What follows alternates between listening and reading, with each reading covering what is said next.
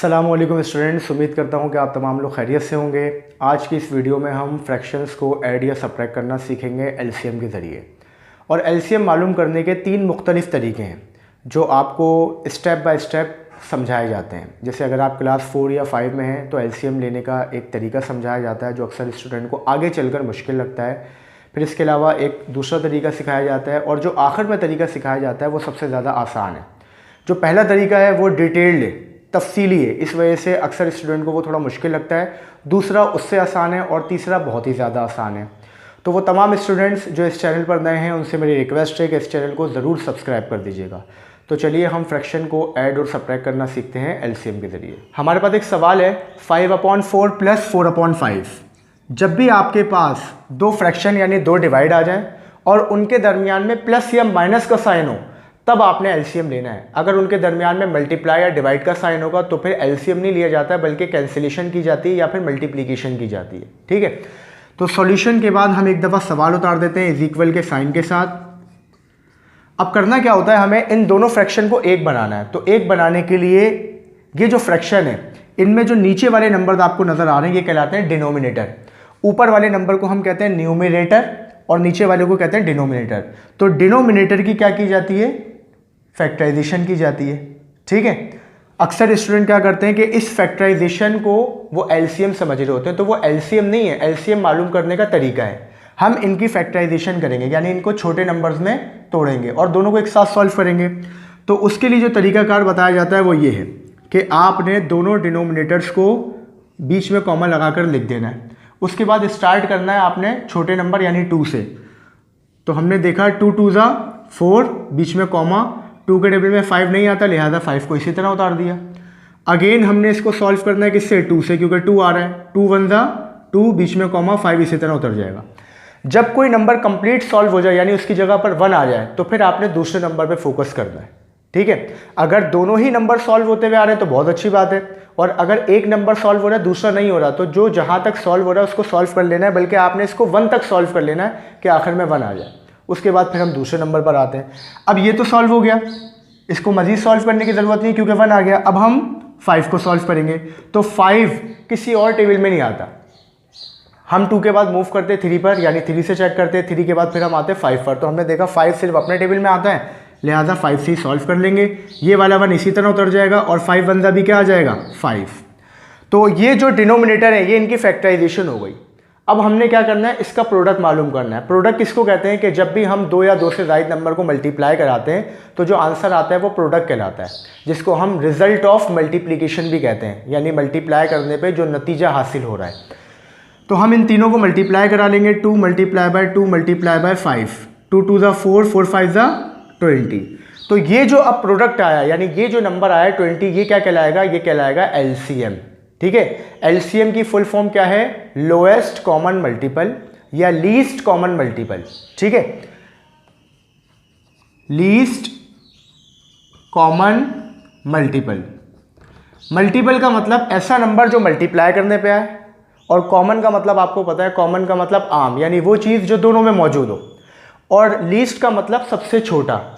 ठीक है, तो कॉमन मल्टीपल यानी अगर आप 4 और 5 के टेबल में देखें तो आपको अक्सर नंबर्स कॉमन नज़र आएंगे, जैसे 20 के बाद आपको 40 कॉमन नज़र आएगा, फिर 60, फिर 80, फिर 100 और ये सिलसिला इसी तरह चलता चला जाएगा। तो ये तमाम के तमाम क्या हैं, कॉमन मल्टीपल हैं। लेकिन इनमें हमें क्या चाहिए, हमें चाहिए लीस्ट या लोएस्ट। ठीक है, इसको लीस्ट भी लिखा जाता है, इसको लोएस्ट भी लिखा जाता है यानी सबसे छोटा। तो इन तमाम कॉमन मल्टीपल में सबसे छोटा जो मल्टीपल है कॉमन मल्टीपल वो क्या है, वो है 20। ठीक है, तो इसका एलसीएम यानी कि लीस्ट कॉमन मल्टीपल क्या आ गया, 20। इसके बाद आपने एक बड़ी डिवाइड की लाइन ड्रॉ की और ये जो एलसीएम आया है इसको आपने लिख दिया सेंटर में। अब ऊपर क्या लिखेंगे वो ज़रा देखिएगा। ये जो 20 आया है ये आया है डिनोमिनेटर से। ठीक है, दोनों फ्रैक्शन के डिनोमिनेटर से, तो दोनों फ्रैक्शन के साथ इसको सॉल्व किया जाएगा। तो हमें यह बताया जाता है कि आपने लिखा 5/4 यानी पहला वाला फ्रैक्शन, और इसको मल्टीप्लाई करा देना है आपने किससे, एलसीएम से। ठीक है, तो इसको सॉल्व कर लेते हैं हम। आगे आ जाएगा इज इक्वल 4 1 ज़ा 4, 4 5 ज़ा 20, 5 को 5 से मल्टीप्लाई कराएंगे 25 आ जाएगा, और डिनोमिनेटर में 1 लिखा नहीं जाता। तो आपने पहले वाले फ्रैक्शन के साथ जब एलसीएम को सॉल्व किया तो आंसर क्या आया 25। तो ये 25 पहले वाले फ्रैक्शन के नीचे उतर जाएगा, बीच में आ जाएगा प्लस। उसके बाद आपने इस एलसीएम को अब दूसरे वाले फ्रैक्शन के साथ सॉल्व करना है। तो आपने लिखा 4/5 मल्टीप्लाई एलसीएम आगे इज इक्वल 5 1 ज़ा 5, 5 4 ज़ा 20। नीचे जो 1 है वो तो लिखा नहीं जाता, 4 4 ज़ा क्या हो जाएगा 16। तो जब आपने दूसरे वाले फ्रैक्शन के साथ एलसीएम को सॉल्व किया तो आंसर क्या आया 16। तो इसकी जगह पर आप क्या लिख देंगे 16 लिख देंगे। अब आप ऊपर वाले दोनों नंबर्स को ऐड कर लेंगे, यानी 25 में प्लस करेंगे 16 तो आंसर आ जाएगा 41 और डिवाइड में क्या आ जाएगा 20। तो ये हमने दो फ्रैक्शंस को सॉल्व कर लिए, यानी दो फ्रैक्शन को सॉल्व करके एक बना लिया। किसके जरिए? एलसीएम के जरिए। ये जो 20 है ये दरअसल क्या कहलाता है? एलसीएम कहलाता है। तो एलसीएम के जरिए हमने इन दो फ्रैक्शंस को एक बना लिया। अब इसी सवाल को एक दूसरे तरीके से सॉल्व करेंगे जो कि इससे आसान है। आपने देखा कि ये बहुत डिटेल्ड है, यानी कि तफसीली है। इससे आसान तरीका क्या है? उसके लिए हमने सॉल्यूशन लिखकर एक दफ़ा सवाल उतारा इज इक्वल के साइन के साथ, ठीक है। अब आपने देखा कि डिनोमिनेटर में लिखा हुआ है 4 और 5, तो यहाँ पर आपने क्या करना है? डिनोमिनेटर को सेम बनाना है। अगर आप इतना डिटेल्ड सॉल्व नहीं करना चाहते, इसको शॉर्ट करना चाहते हैं, तो आप डिनोमिनेटर को सेम बना लीजिए, यानी नीचे वाले नंबर को एक जैसा कर दीजिए। तो एक जैसा करने का तरीका क्या है कि आप देखिए कि इन दोनों में बड़ा नंबर कौन है। तो इन दोनों में आपको बड़ा नज़र आ रहा है 5। अब आप देखें कि अगर आप 5 का टेबल पढ़ते हैं तो दूसरे वाले टेबल में, दूसरे वाले नंबर के टेबल में क्या वो नंबर आ रहा है या नहीं? जैसे 5 1 ज़ा 5, 4 के टेबल में 5 नहीं आता। 5 2 ज़ा 10, 4 के टेबल में 10 भी नहीं आता।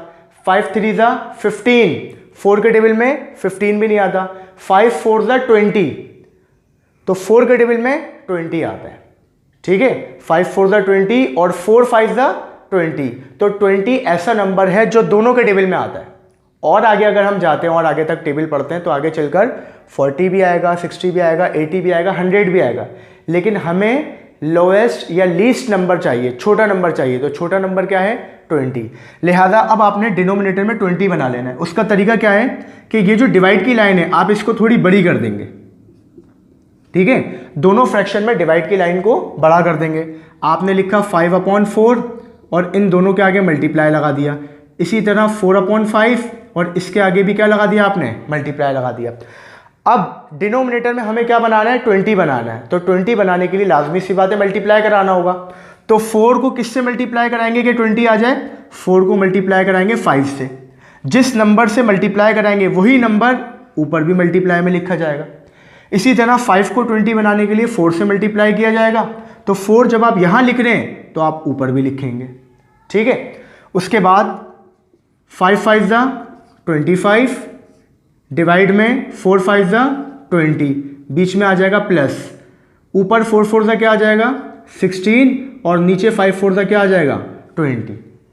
तो अगर आपके पास दो फ्रैक्शन आ जाएं और उन दोनों फ्रैक्शन में डिनोमिनेटर सेम हो, ठीक है, तो फिर आपको एलसीएम लेने की ज़रूरत नहीं है। तो ये जो डिनोमिनेटर आपको सेम नज़र आ रहा है, दरअसल यही क्या है? एलसीएम है। उसके लिए आपने क्या करना है? इन दोनों फ्रैक्शन को एक बनाने के लिए एक बड़ी डिवाइड की लाइन आएगी। जो डिनोमिनेटर सेम है उसको आपने एक दफ़ा बीच में लिख लेना है। ये 2 दफ़ा लिखा हुआ है लेकिन आपने 2 दफ़ा नहीं लिखना बल्कि आपने एक ही दफ़ा लिखना है। और ऊपर वाले नंबर एज इट इज़ उतर जाएंगे। तो आप लिखेंगे 25 + 16 और आखिर में 25 और 16 को जब ऐड करेंगे तो 41 और डिवाइड में क्या आ जाएगा? 20 आ जाएगा। तो ये दूसरा तरीका था जो आपको इससे आसान लगा होगा। अब हम तीसरा तरीका देखेंगे जो इन दोनों से ही बहुत ज़्यादा आसान है। हमारे पास वही सेम क्वेश्चन है 5/4 + 4/5। एक दफ़ा हम सवाल उतारेंगे इज इक्वल के साइन के साथ। और जो सबसे आसान तरीका है वो क्या है कि जब भी आपके पास दो फ्रैक्शन आ जाएं उनके दरमियान में प्लस या माइनस का साइन हो और उन दोनों को एक करना हो, तो एक करने के लिए आप एक बड़ी डिवाइड की लाइन ड्रॉ करेंगे, ठीक है। और ना ये करने की ज़रूरत है ना ये करने की ज़रूरत है। सबसे आसान तरीका क्या है कि आप नीचे वालों को मल्टीप्लाई करा के बीच में लिख लीजिए, यानी 4 5 ज़ा 20 और उसके बाद आप क्रॉस मल्टीप्लिकेशन करा लीजिए। क्रॉस मल्टीप्लिकेशन किस तरह होगी कि 5 मल्टीप्लाई होगा 5 से और 4 मल्टीप्लाई होगा 4 से। तो 5 5 ज़ा 25, बीच में प्लस आ जाएगा और 4 4 ज़ा 16। 25 और 16 को प्लस करेंगे 41 और डिवाइड में क्या आ जाएगा? 20। तो ये इसका आंसर है। आप चेक कर सकते हैं कि हमने सेम क्वेश्चन को 3 मुख्तलिफ तरीक़ों से सॉल्व किया। पहला तरीका जो डिटेल्ड है, जो थोड़ा सा मुश्किल भी है। दूसरा तरीका इससे शॉर्ट है और आसान है। और तीसरा वाला तो बहुत ही ज़्यादा आसान है। तो स्टूडेंट्स, उम्मीद करता हूँ कि ये तीनों मेथड आपको अच्छी तरह समझ में आ गए होंगे। अच्छा, स्टूडेंट्स के अलावा मैं पेरेंट्स से भी रिक्वेस्ट करूँगा कि वालिदैन भी इन सवालों को समझें, ताकि उनको आगे बच्चों को समझाने में आसानी हो। क्योंकि हम लोग रिलाय कर रहे होते हैं टोटल ट्यूशन टीचर के ऊपर कि ट्यूशन टीचर समझाएगा। देखिए, ट्यूशन टीचर भी अपनी जिम्मेदारी पूरी कर रहा है, लेकिन वो 1.5 घंटे 2 घंटे में कितना पढ़ाएगा बच्चे को। तो बच्चे को सेल्फ स्टडी की भी आदत डालें कि वो घर पर आकर भी पढ़े। और घर पर आकर अक्सर ये देखने में आया कि वालिदैन को मैथमेटिक्स नहीं आता, उनको प्रॉब्लम होती है, क्योंकि उन्होंने एक टाइम हो गया होता है पढ़े हुए, प्रैक्टिस में नहीं होती चीज़, तो अक्सर पेरेंट्स भी जो है वो भूल जाते हैं। तो मेरी पेरेंट्स से भी रिक्वेस्ट है कि वो इस वीडियो को देखकर इन मेथड को समझें, क्योंकि वो माशाल्लाह एक अच्छी एज में है, ठीक है, और उनको ये चीज़ें आसानी के साथ समझ में आएंगी बनिस्बत बच्चों की। क्योंकि वालिदैन ये चीज़ें पढ़कर आ रहे हैं, प्रैक्टिस में नहीं थी तो वो भूल जाते हैं। तो जब उनकी प्रैक्टिस में आ जाएगी और उनको समझ में आ जाएगा, तो फिर उनको बच्चों को समझाने में आसानी होगी। तो हम टोटली ट्यूशन टीचर या स्कूल पर रिलाय कर रहे होते हैं, बल्कि हमें ख़ुद भी जो है बच्चे को सेल्फ स्टडी की आदत डालनी चाहिए और ख़ुद से उसको घर पे बिठा के पढ़ाना चाहिए। और घर पे बिठाकर पढ़ाने के लिए लाजमी सी बात है, आपको ख़ुद वो चीज़ें आनी चाहिए। तो ये चीज़ें मुश्किल नहीं है, बहुत आसान है, बस ये आपसे थोड़ा सा टाइम मांगती हैं। आप इनको थोड़ा सा टाइम देंगे, ये तमाम चीज़ें आपको समझ में आ जाएंगी। अगर आपको ये वीडियो पसंद आई हो तो इसको ज़रूर लाइक कीजिएगा और अपने दोस्तों के साथ भी शेयर कीजिएगा। मिलते हैं फिर इंशाल्लाह अपनी अगली वीडियो में एक और इंटरेस्टिंग टॉपिक के साथ। तब तक के लिए अल्लाह हाफिज़। मुझे अब्दुल मुईज़ अली को इजाज़त दीजिए। दुआओं में ज़रूर याद रखिएगा।